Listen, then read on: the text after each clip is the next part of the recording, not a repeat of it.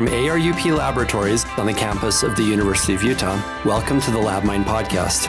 I'm your host, Dr. Brian Jackson. Today is Tuesday, the 16th of July, 2024. We have a special guest on LabMind today.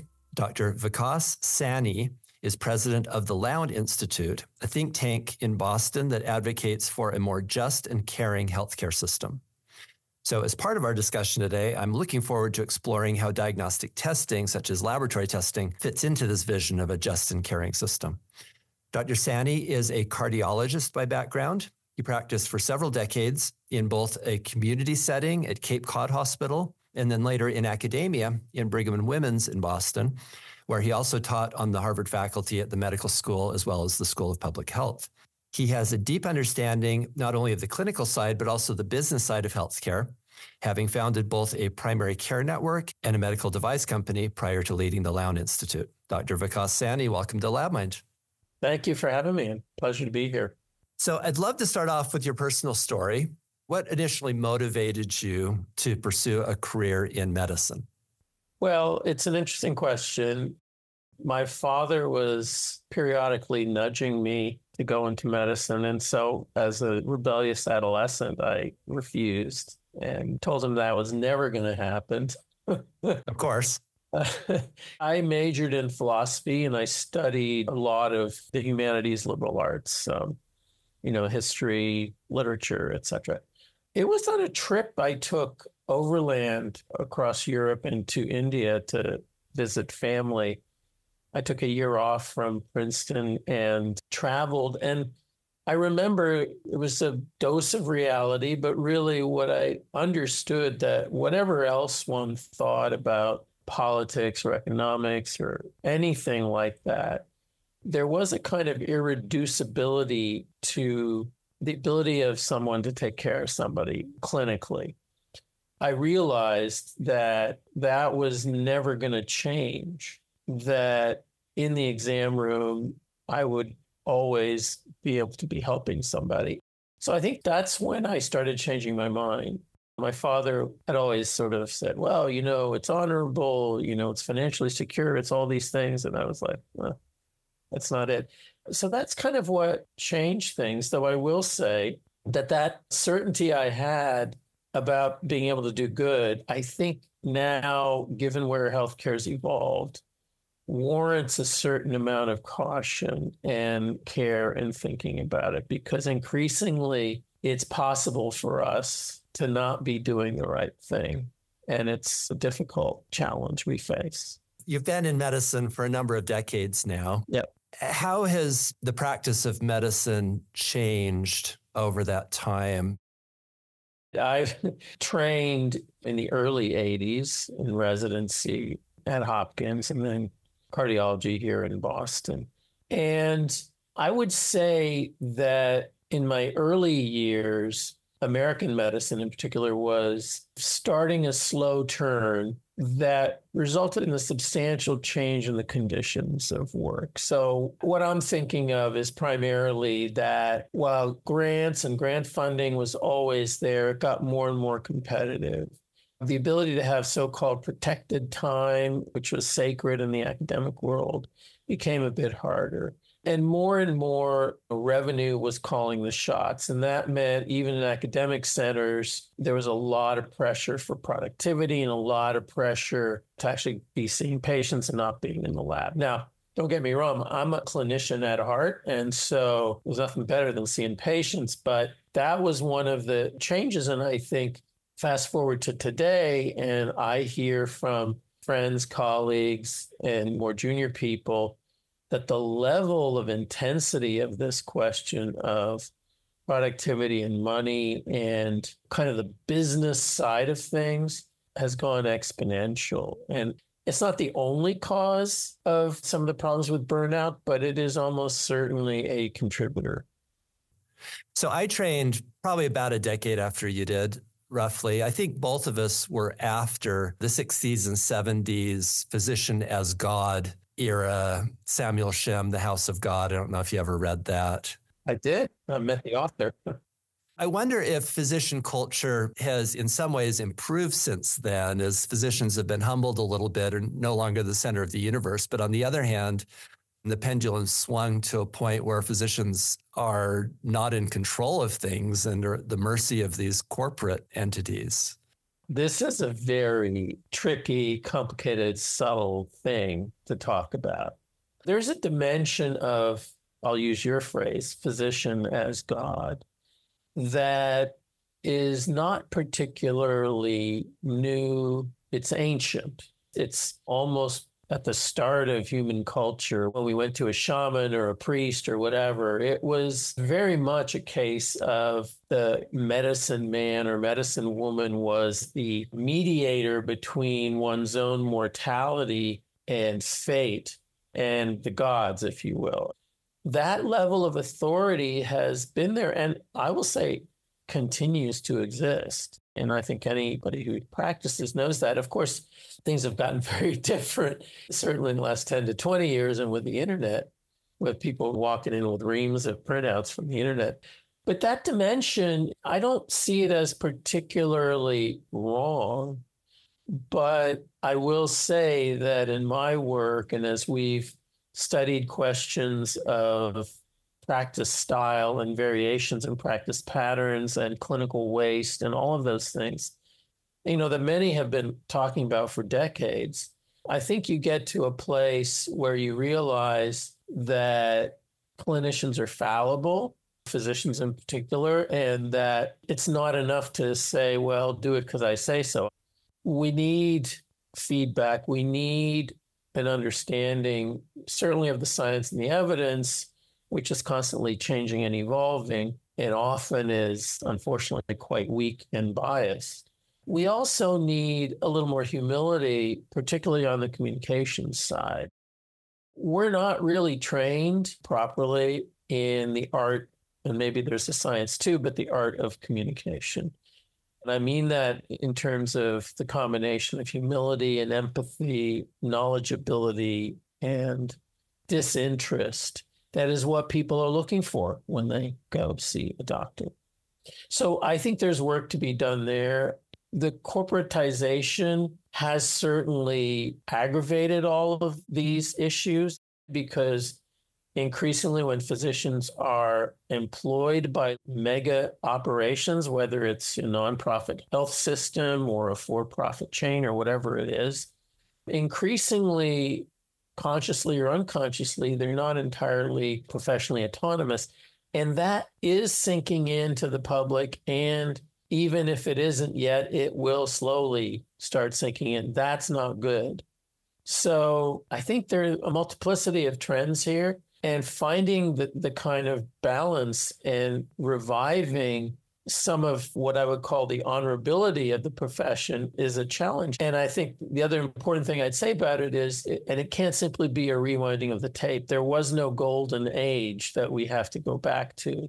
I think this is one of the issues I have with our politics today, in which there's a lot of talk about that implies that things were great once. And economically, there were times that were great, but in general, I think it's all a work in progress, and we should all agree that there's a lot to be done. Yes, and we're all definitely a work in progress. Indeed. Before we get too far down the road, I feel like I need to have you introduce your current role and setting in the Lown Institute. And maybe we should go back to the individual whose name is on there, who I understood was one of your mentors in cardiology. So could you tell a little bit about that story? Oh, of course. In many ways, and like many of his trainees, I finally realized what it was to be a doctor. So this is Dr. Bernard Lown. Yes, Dr. Bernard Lown, who I had met when I was at Hopkins, and he'd come to give a talk at a symposium I had organized on the medical consequences of nuclear weapons explosions, by the way. And I'd met him then, and I was fascinated by the research he was doing, which was on mind-body medicine. He was recording neural traffic to the heart, and I loved the prospects of what that could reveal about the intersection of mind and body. So I wanted to come and train with him. I had a fellowship at Hopkins. He said, you got to quit Hopkins and come be my fellow, which is what I ended up doing. Bernard Lown was an unbelievable figure, a towering figure in American and global medicine. So in the lab world, the strong connection between hypokalemia and digitalis toxicity was something that Bernard figured out as an intern and published. So it wasn't recognized before that? Not that I'm aware of, or it might have been, but his paper elicited 3 editorials in other journals besides where he published. And as an intern, and so he became quite well known. And when he came to Harvard with that in his pocket, he really became a sort of leading figure. And then was at the Harvard School of Public Health when he decided as a side venture to work on the defibrillator. So this is late 1950s. And he developed the first working DC defibrillator, immediately spread all over the world within months. And he became a major figure in cardiology. He helped build the first coronary care units on the East Coast and helped develop the theory of what it is to be an intensive care unit, coronary care unit, because before you had the defibrillator, there's no point in monitoring. Now that you had a tool, then you needed to monitor rhythm. And another thing that listeners may or may not be aware of, you can't do cardiac surgery without a defibrillator. So one more entire field that was opened up by this. Yes, and Bernard began getting quite skeptical about the amount of technology and the amount of surgery. So it was quite ironic when he showed me a letter, it must be in his papers, from the head of the clinic saying, "Thank you, Dr. Lown, for inventing the defibrillator. It made all of this possible." And Bernard was like, "Yeah, but I'm not sure all of it's necessary." You know, he was an amazing figure, but he was also an amazing clinician. And he modeled a level of clinical style and care that was just jaw-dropping. He had a longitudinal practice. So he was seeing patients for tens of years. As a fellow, you would see patients with him, and the chart would be 4 or 5 inches thick going back 10, 20 years. So he knew them. He knew them so well. As a fellow on the wards, having him talk about the family dynamic and how your heart's okay, but really you need a little therapy with your wife. You know, that for a young cardiology fellow thinking what you learn is how to put in pacemakers, this was like amazing. So Bernard Lown was the founder of this institute. It started as the Lown Foundation. A lot of grateful patients, and he had many well-to-do and notable patients over the years, helped fund the foundation. And in his later years, he really wanted us to have a higher profile nationally around the things he cared about in the style of practice. His motto was to do as much as possible for the patient and as little as possible to the patient. And I think that sort of captures the sense that if you really don't need to do something, just don't do it. There's a lot of implications for healthcare, the trend in low value care and high value and all of that. But that was Bernard Lown, and that was the Institute. So in our DNA is both a comfort with technology and innovation, but a kind of skepticism that we not believe our own PR about some of this stuff. Any one of the elements of that story would have made for a remarkable individual. And you haven't even mentioned his Nobel Peace Prize at this point. Well, that's right. Bernard was an activist. I mentioned the symposium I helped organize at Hopkins. When atmospheric testing was underway in the early 1960s, and I think after the Cuban Missile Crisis, he and a couple of other friends in the Harvard medical community said, we got to do something. What are we going to do? And of course, what do eggheads do? They write papers. So they got together and they wrote a paper, which New England Journal initially wasn't going to publish. After a lot of persistence, they published it, and it had enormous impact. It was medical consequences of a weapons explosion. They just gathered everything they knew and that they could find from public sources and put it together and created a synthesis that really was an excellent synopsis of the issue. In fact, to the point where the Department of Defense started calling them saying, hey, will you consult with us? And he became clear that the nuclear arms race was a threat to all of humanity. And like to say that physicians know that when something's untreatable, you have to go towards prevention. It's the only way. And so he organized physicians all over the world. And that work is what gained a Nobel Peace Prize officially for the organizations. But really, the organizations wouldn't have happened without Bernard. So Dr. Lown passed away recently after a very long and obviously extraordinarily productive life. What is the Lown Institute at this point? The Lown Institute is a think tank that's dedicated to finding, researching, and promoting bold ideas to transform our healthcare system into one that's more just, more effective, more affordable. That's what we do. Our current signature project is the Lown Hospitals Index for Social Responsibility. And we publish annually a hospital evaluation and ranking that includes traditional metrics like U.S. News use, 30-day mortality, readmissions, outpatient, unplanned admissions, and the like, classic clinical stuff. But what really makes us different is that we have metrics of value and of equity. Our equity metrics include a measure of how hospitals give back to the community in terms of community benefit spending relative to the tax breaks they receive, CEO pay relative to average hospital workers' pay, and racial and economic inclusivity. To what extent does a hospital admit patients in the surrounding areas that really comports with the demographics of the whole area, not just selective zip codes? On the value side, we report unavoidable, unnecessary, or low-value care.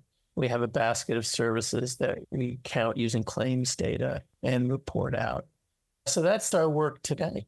So let's talk for a minute about this last topic, which is overuse of low-value services. I did my residency training at Dartmouth, which has a long history of health services research. This concern about overuse of low-value services goes back a number of decades, and yet we've still got the problem today. If anything, it's getting worse. Do you have any thoughts on why this is such a hard problem to solve in American healthcare? I do. We published a series of papers called the Right Care series in The Lancet nearly a decade ago. And one of the papers is literally the answer to this question. And the answer is it's difficult to eliminate because there's no silver bullet. It's not a lesion that you can just go in and cut out and you're done.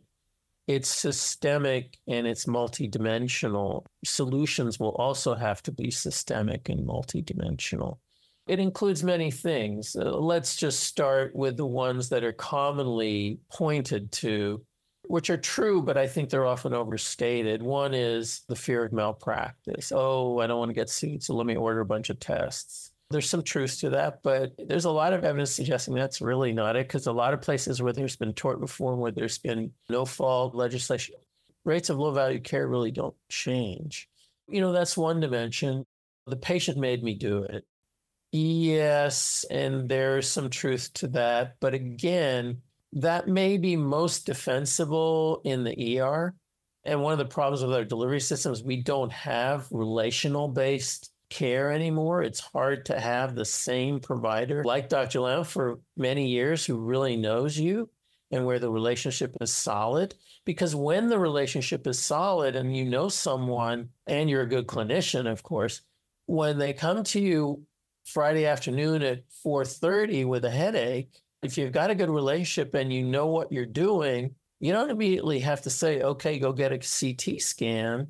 There's lots of things that can be addressed in ways that are parsimonious that don't run the risk of missing something horrible, which is obviously one of the big concerns. So those are just two of the dimensions, but then you get into the evidence base of what actually works and what doesn't, and the way in which our clinical trial data is so lacking. We have some problems with reproducibility. So when a paper comes out and we think, okay, that's it, this is what I'm going to do, it always warrants some caution. The other is the level of bias from commercial interests is actually pretty substantial, and it's often very subtle. And I don't say this in a way that's accusatory, because I think, as the saying goes, the easiest person to fool is yourself. You can feel like it's all above board and makes sense to you. The analogy I like to give is If you've been writing something, even if it's just 1 or 2 pages, and you've been at it over and over and over again, after a while, your eyes glaze over, you miss typos. It takes a new set of eyes to look at it. Then you can see the typos. A lot of what's happening in terms of the bias is like that. It's not necessarily that it's venal, but it is that people are naturally inclined to believe what they want to be true. And so we have problems with the evidence. There's also some basic problems with our wiring, how our brains are wired. This sort of notion of heuristics and cognitive errors, I think, is fundamental here. You practice the rear view mirror heuristic. The last case I had was X, so from now on, everybody gets a CAT scan. It's that kind of thing. So there's that. There's a lot of things that drive it. But I will say the other part of this is there's very little countervailing force, and that's a systemic problem. I think the countervailing force needs to be a combination of more clinician skepticism, better and more rigorous and better designed, methodologically better designed science and clinical trials, as well as greater education of the public in a scientific era about what it is, what we know, what we don't know. And I don't really want to go down the path of talking about everything that happened during the pandemic and people's credibility and who believes what and what they don't believe about this or that element. But suffice to say, there's a real issue these days around what's true and what isn't. And I think we all have to speak carefully and think carefully in order to get to what I think is what we all want, which is reliable, effective, affordable care. I've thought for a long time that within the field of medical ethics, we need to connect that really tightly to science and scientific ethics, because you can't really do one well without the other. That's an interesting take. I'm struggling with something else, which is the practice of medicine is not a science. Elaborate. Well, the practice of medicine requires science and scientific knowledge. One of my favorite quotes is from Einstein: nature just shows us the tail of the lion. The world, the universe is so unfathomably complex that efforts to understand and to categorize is always limited. Yeah. And there's nothing more complicated than the human being. And so taking care of people, it really involves a lot of complexity theory, a lot of nonlinear dynamics, a lot of emergent phenomena that are hard to predict. What happens with scaling is hard to predict. I mean, there's so many dimensions to that while it's a reasonable aspiration to have a scientific attitude, the number of things we don't know when we're standing in front of the patient is infinitely greater than what we do know. And we ought to remember that. So that's what I mean. Science is important, and it's important to get it right, but it's also important to just be another human being and be empathetic and understand what this feels like to be sick and what's on the line, so that when we provide the care, when we make the choices, we're being reasonably expert, because that's what's expected of us, but also judicious. Since your background's in cardiology, let me throw out a couple examples that are heart related. There's a blood test called high sensitivity CRP, and there's been a lot of promotion of use of this marker in clinical care. From my read on things, it doesn't alter clinical decision-making a whole lot once you have all of the rest of the information on the patient, like their LDL and their HDL. My question is whether a particular test theoretically related to the cause, but statistically may not have a big impact on what kind of therapy you should pursue, whether that might get overused. The short answer to your question is yes, it can.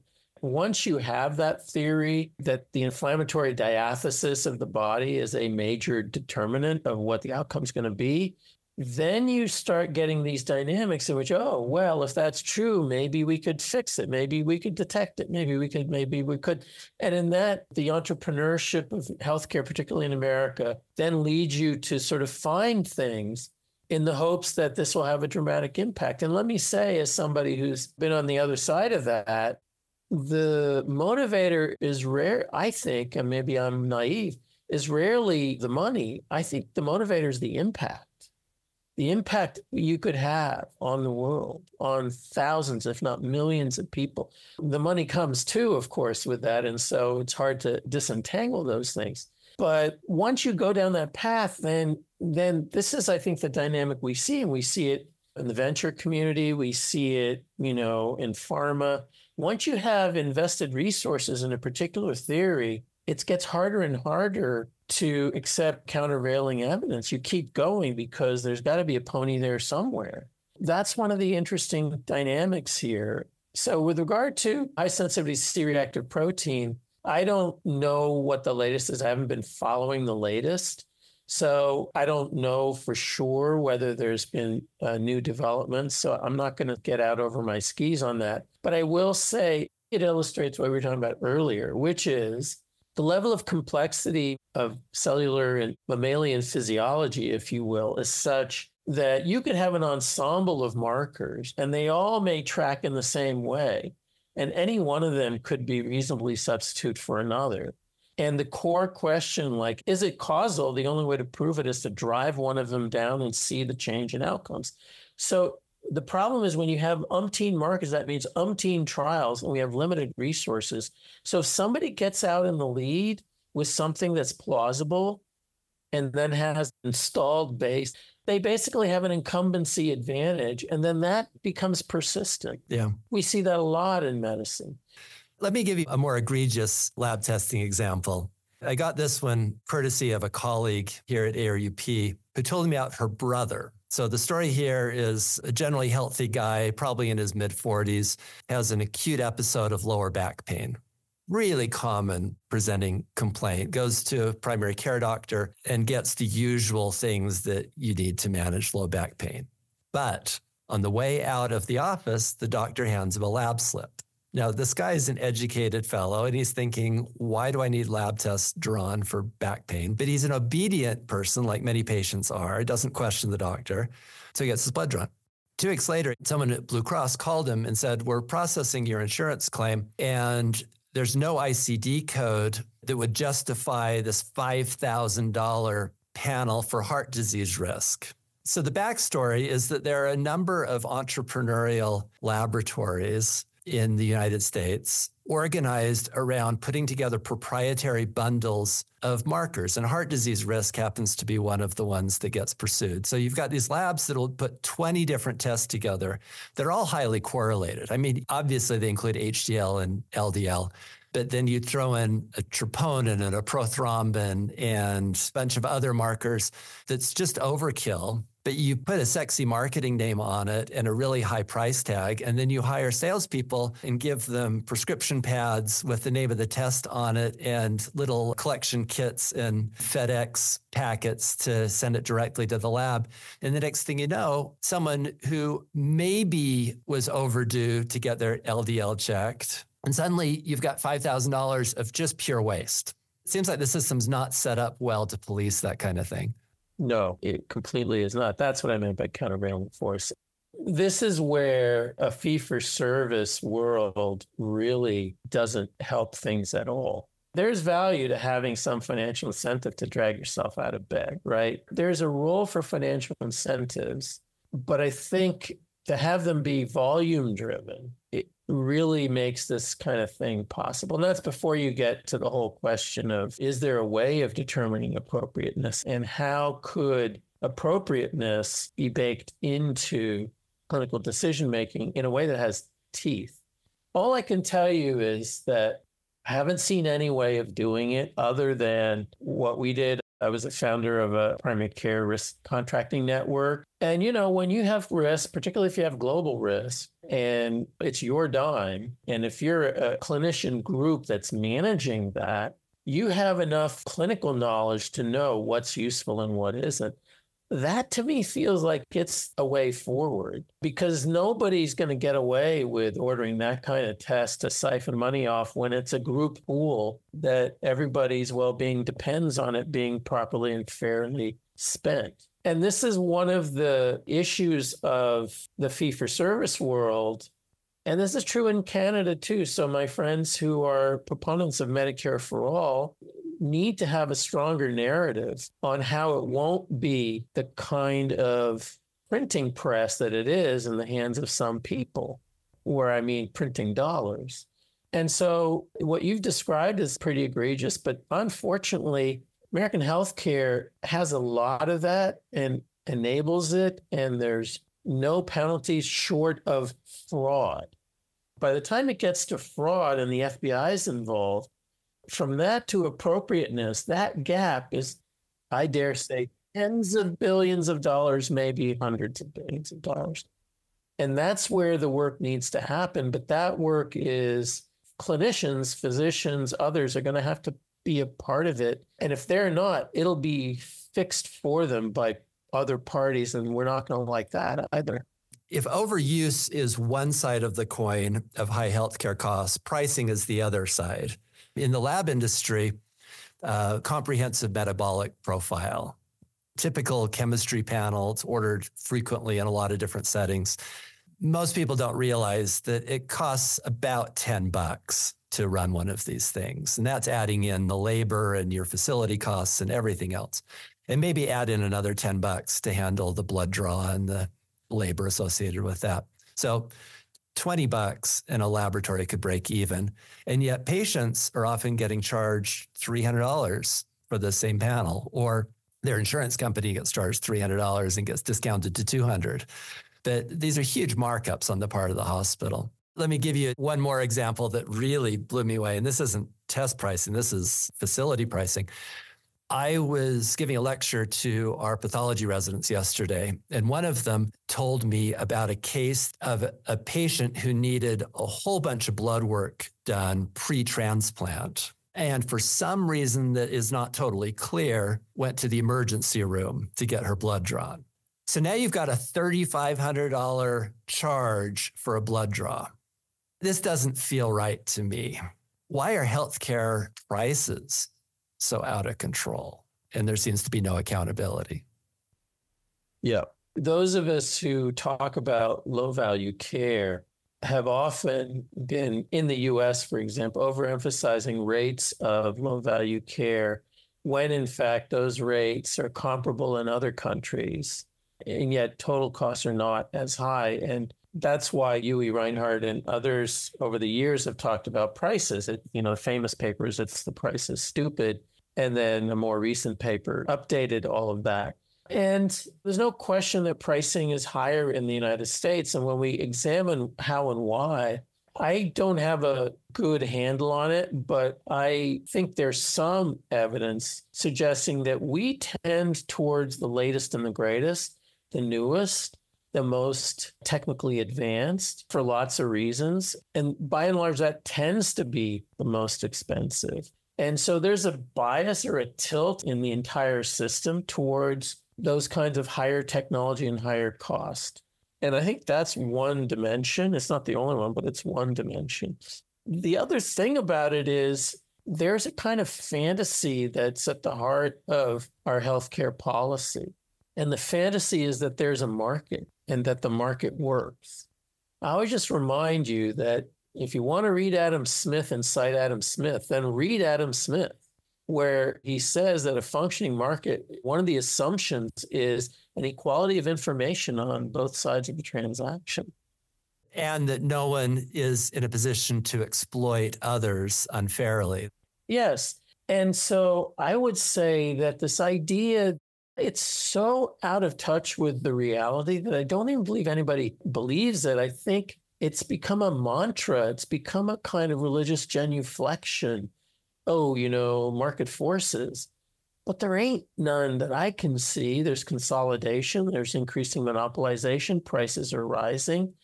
And as we said, there are no countervailing forces for a set of practices and policies that drive revenue. And if there are no countervailing forces, that means there's really not a functioning market. There's not a point at which the patient says, too expensive. I think I'll skip that cancer treatment, right? Healthcare is very different. And I think we should just admit that and start considering how we manage a sector of the economy that's so big that is not amenable to that kind of approach.